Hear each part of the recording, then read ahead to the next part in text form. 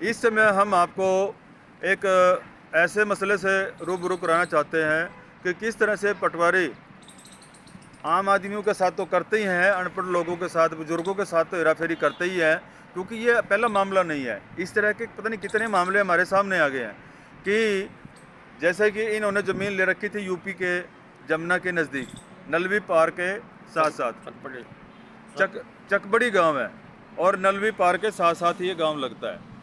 जब इन्होंने ये ज़मीन 2004 में ली थी, और उस 2004 के अंदर इन्होंने सारे रजिस्ट्रियाँ कागज़ अपने नाम करवा ली थी। मौके पर मेरे साथ नंबरदार मालिक हैं जो ज़मीन के, इनकी ये रजिस्ट्री है, ये इन्होंने करवा ली थी, और ये इंतकाल वगैरह सारे पेपर आपके सामने लिए खड़े हैं। इनका कहना ये है कि जब मैंने पूरे पेपरों की तहकीकात करनी चाहिए और इसके बारे में कुछ आगे जो कार्रवाई बढ़ाने की कोशिश करी, और मैं तहसील में गया और सुभाष पटवारी से मिला, क्योंकि वहाँ का जो मौकाई रकबा जो पटवारी है वो सुभाष है, जो कि हिसार से बिलोंग करता है और यहाँ पे उसकी ड्यूटी है, और इस समय मौके पर वो सस्पेंड भी है। इस पटवारी को सस्पेंड भी कर दिया गया, कोई अन्य मामले, इस मामले में नहीं किया, किसी अन्य मामले में उसको सस्पेंड भी कर दिया गया है। इसने क्या गड़बड़ करी है कि रामपुर नंबरदार की ज़मीन को गांव के रमेश चंद, नंडली पार के रमेश चंद के नाम दिखा करके उसके नाम गिरदावरी कर दी, और जब ये रमेश चंद से मिलता है तो वो कहता है ये ज़मीन मेरी है, जबकि रजिस्ट्री सारे कागज़ इनके पास है, तमाम सबूत इसके पास हैं। तो इसने इन चीज़ों को देखते हुए सीएम विंडो पर दरख्वास्त लगाई। 8/5/2023 को दरख्वास्त दी जाती है, और उसमें एक SIT बनती है तहसील की, और उसमें इनको ये कहा जाता है कि आपके तथ्य को, सबूत को देखते हुए, तमाम सबूतों को देखते हुए आपके हक में नहीं है, और ये हम इसको दफ्तर दाखिल करते हैं। जब ये दफ्तर दाखिल करने की बात को लेकर के उनसे बहस करता तो वो कहता है कि इसको हम कार्रवाई को आगे बढ़ा रहे हैं, जबकि इस सीएम विंडो की दरख्वास्त में जब ये फाइनल हो जाता है कि इस दरख्वास्त के अंदर रामफल को ये कहा जाता है कि आपकी पैरवाई जारी है, लेकिन जब इसके पास कोई भी किसी प्रकार के सबूत नहीं लगते हैं, तो ये फिर दरख्वास्त 5 महीने के बाद फिर दरख्वास्त दे देता है, अगली सीएम विंडो लगा देता है। तो ये देख सकते हैं इसकी दरख्वास्त की जो डेट है वो 8/5/2023 है, और अगली जो दरख्वास्त है ये कोने में लिखा हुआ है, जो रसीद मिली हुई है ये है, इसकी तारीख आप देख सकते हैं 3/1/2000, 10वां महीना, माफ़ कीजिएगा 10वां महीना है, 3/10/2023। ये मेरी उंगली के साथ में डेट लिखी हुई है। ये है सेकंड सीएम विंडो। मुख्यमंत्री जी ने सीएम विंडो बना रखी हैं, और इसमें ये लोगों को अपील करी थी, और ये आगाह किया गया था कि जिसको चौंकी थाने में या अन्य जगह पे इंसाफ नहीं मिलता है तो वो सीएम विंडो में लगाएं।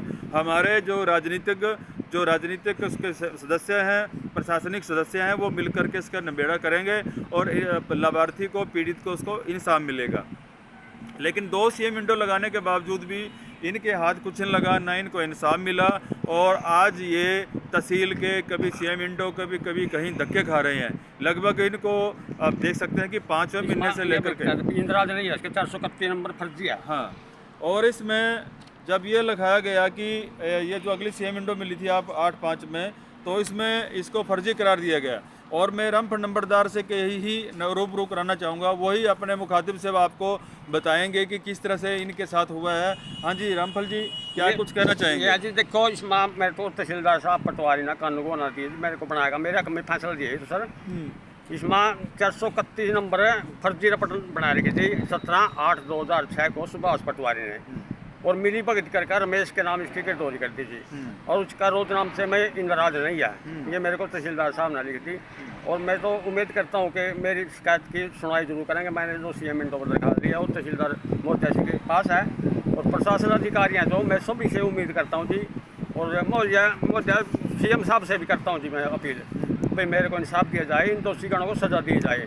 भाई मेरी फर्जी पटल नंबर 431 का इंदराज करका तो ही ना इसके रमेश के नाम फ़ायदा पहुँचाने के लिए इसके नाम गिरदौरी कर दिया जी, और जबकि सारी गलत है, इसमें रिपोर्ट दे रहे कि मेरे को बनाएगा जी तक। रामफल जी, कितनी ज़मीन थी और कितने पैसे मिली थी आपने? ये लगभग ये 23 कनाल 8 मरले है जी। 23 कनाल के किले कितने बनते हैं? ये 3 किले के लगभग है जी, 3 किले के लगभग। 3 किले का लगभग है जी। हाँ, मैंने जी 2004 में खरीद करी थी। कितने में ली थी? करमचंद के वारिसों से मैंने खरीद की थी जी। करमचंद की मृत्यु 1982 में मृत्यु हो रही है जी इसकी। हाँ। और ये 2000 ये बनाई थी रपट 17/8/2006 में, रपट 431 नंबर है। और फर्जी मेरे दिया कहीं रोज नाम से मुझे नहीं आया। हाँ। तहसीलदार मोहद्दा ने मेरे नाम लिख कर दी थी मेरे तब बेकाजा जी। मैंने कार्रवाई के लिए अब CM इनको पर लगा रखे दिया। एक ये 3 किले कितने में लिए थे आपने ये? उस टाइम तो लगभग जी 1.5 लाख का किला लिया था मैंने। अच्छा, 2004 में 1.5 लाख रुपए के करीब किला था। हाँ जी हाँ। ये सारी जमुना की जमीन है? नहीं जमुना के पास ही है जी, वैसे पक्की जमीन आ जा। अच्छा, पक्की उसमें जा- सारी फसलें होती हैं? सारी फसलें होती है जी। इतनी सस्ती कैसे मिल गई आपको 1.5 लाख उस टाइम तो ये कई वर्ष तो खरीदने की बात है जी। उस टाइम तो मंदे थे रेट। 2004 में तो इतना मंदा नहीं मंदा था जी, मंदा हाँ, था। उस टाइम मंदा था। अच्छा अच्छा। इस टाइम तो है तेज रेट थोड़ा। हाँ, इस टाइम क्या रेट है? तो जी शायद 18-19 लाख का किला। 18-19 लाख रुपए किलो हो गया हाँ है। हाँ। तो आप आगे इसको बेचना भी चाहते हो? बेच भी देंगे जो कोई लेगा तो। अच्छा, बेचना भी चाहते हो। कितने में बेचना चाहोगे जो मौके के रेट है? जो मौके का रेट है उस रेट पर दे देंगे जी। अच्छा अच्छा। तो अब इसकी क्या कार्रवाई की, क्या कार्रवाई चाहते हैं जब ये मैं तो आपने? ये प्रशासन से गुहार लगा रहा जी, भाई मेरे को इंसाफ दिया जाए। अगर इंसाफ आपको नहीं मिलता है तो इसी तरह से आपके कागजी कार्रवाई आगे आगे बढ़ती है, डेटें मिलती रहेंगी आपको। लगभग 5 से ये 7-8 महीने हो गए हैं अभी तक आपको। दोबारा फिर मैं CM को भी देंगे, चंडीगढ़ जाएगा जी। अगर मेरे को इंसाफ नहीं मिलेगा मुख्यमंत्री से मिलना चाहोगे आप? वहीं मिलूंगा जी। फिर मैं तो कोर्ट की भी आप शरण लोगे? कोर्ट की शरण नहीं लेना जी मैं। कारण क्या है? कोर्ट में तो इंसाफ मिलता है। नहीं मिलता जी, यहाँ पर तो वकील खा जाए वो बोर्ड का मेरे को जी। अच्छा अच्छा। तो वो नहीं, जैसे कोर्ट में आपके सारे कागज देखे जाएंगे, अगली पार्टी के भी देखे जाएंगे, जिसने गलती करी है उसको भी गलती उसके वाले ऊपर को भी कार्रवाई होगी। गलती वाले उससे जल्द होना चाहिए जी मैं। और मेरे को इंसाफ मिलना चाहिए। इन गलत काम करके जी फर्जी रपट नंबर बनाएगा, मेरी गिरदौरी तोड़ी गई। करमचंद की बजाय रमेश के नाम गिरदौरी कर दीजिए आप। इसमें किन किन लोगों का हाथ है जिसको गलत करने वाले हैं? दो जी सुभाष पटवारी है जी, हाँ जो उस टाइम मौके का था 2006 में थी। हाँ।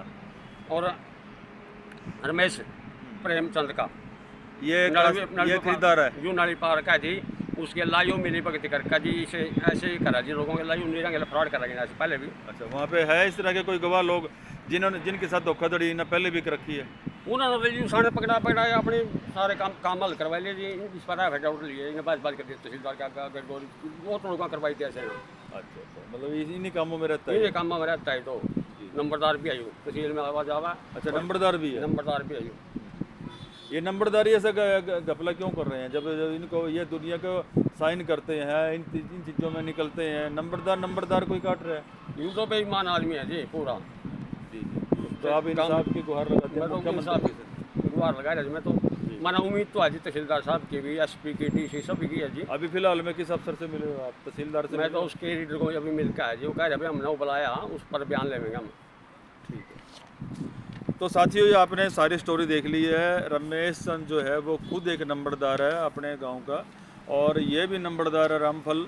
और आप देख रहे हैं कि दोनों नंबरदार आपस में किस तरह से एक दूसरे को मतलब अपनी ज़मीनों का किस तरह से उनको पता होता है कि किस गांव के अंदर किस ऐसी मतलब ऐसी पोजीशन के घर हैं जिनकी ज़मीन पड़ी है लेकिन आगे वारसान नहीं है, क्योंकि जो ज़मीन का असली मालिक था वो मर चुका था। उसकी पत्नी है, हो सकता वो अनपढ़ है, बच्चे ने उनको बेच दी है, बच्चे याने हैं, अनपढ़ महिला थी, उसने ये ज़मीन इनको बेच दी थी। लेकिन मौकाए हालात वो 1.5 लाख रुपए पर एकड़ में देगी थी। लेकिन आज रेट अगर इन्होंने जैसे बताया कि 18 लाख रुपए पर एकड़ का उसका ज़मीन का रेट वहाँ पे बताया जा रहा है, तो क्योंकि जमुना बेल्ट है, जमुना बेल्ट की ज़मीन ऐसे ही होती हैं। और उसी चीज़ को देखते हुए आज नंबरदार तहसीलों में जा रहे हैं। लेकिन यहाँ पे एक अचंभित बात ज़रूर है कि जैसे मैंने इनसे जिक्र किया कि आप कोर्ट की शरण क्यों नहीं लेंगे, उनको पता होता है कि कोर्ट में कई साल लग जाते हैं, और कई साल लगने के बाद तब जा कर के उनको मिलता है, क्योंकि पैसे लगा रखे हैं। तब तक इनको हो सकता है कि अगली पार्टी कोई इस तरह का स्टे लेके बैठ जाए ताकि इनको ज़मीन बोने खाने लायक नहीं छोड़े। इसलिए ये चाहते हैं कि कोई प्रशासनिक तौर पे, राजनीतिक तौर पर इस तरह की कोई SIT बने और इनके कागज़ों को बारीकी से जांच करे। जहां पर जिस भी व्यक्ति ने धोखाधड़ी कर रखी है तो उसको ऊपर 420 का मुकदमा दर्ज किया जाए और उसकी जांच की जाए कि जैसे इन्होंने बताया कि सुभाष पटवारी के ऊपर भी ऐसे काफ़ी मुकदमे दर्ज हैं और वो आजकल सस्पेंड चले हुए हैं। आज चल रहे हैं या उसी टाइम के चल रहे हैं? सस्पेंड हो इस टाइम तो। इस टाइम सस्पेंड है, इस टाइम वो सस्पेंड चल रहे हैं इस तरह के अन्य मामलों में। और आपको बता दें कि रमेश चंद जो इन्होंने बताया कि जिन्होंने इसकी ज़मीन के साथ धोखाधड़ी करी है, वो गांव के अन्य लोगों के साथ भी उसने ऐसे कर रखे हैं जैसे इन्होंने स्टेटमेंट दी है, गांव वालों ने बताया।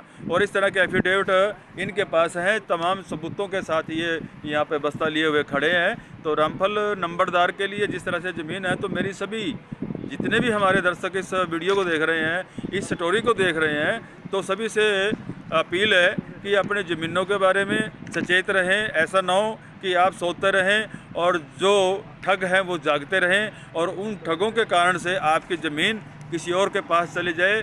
तब तक आपकी बहुत देर हो चुकी होगी, काफ़ी साल बीत चुके होंगे अपनी जिस तरह की ज़मीनों पर, ख़ास करके माफ़ कीजिएगा, जिस तरह से विधवा औरत हैं, बच्चे यानी होते हैं, ऐसी दशा के परिवारों के ये इस तरह के लोग फ़ायदा उठाते हैं और आगे से आगे गुंठे दस्तक करवा कर बड़े बड़े मोटे लालच दे करके उनके आगे से आगे उसको बेच देते हैं। तो सचेत रहिए, सावधान रहिए, अपनी इस प्रॉपर्टी के बारे में सजग रहिए और किसी पे विश्वास ना करिए।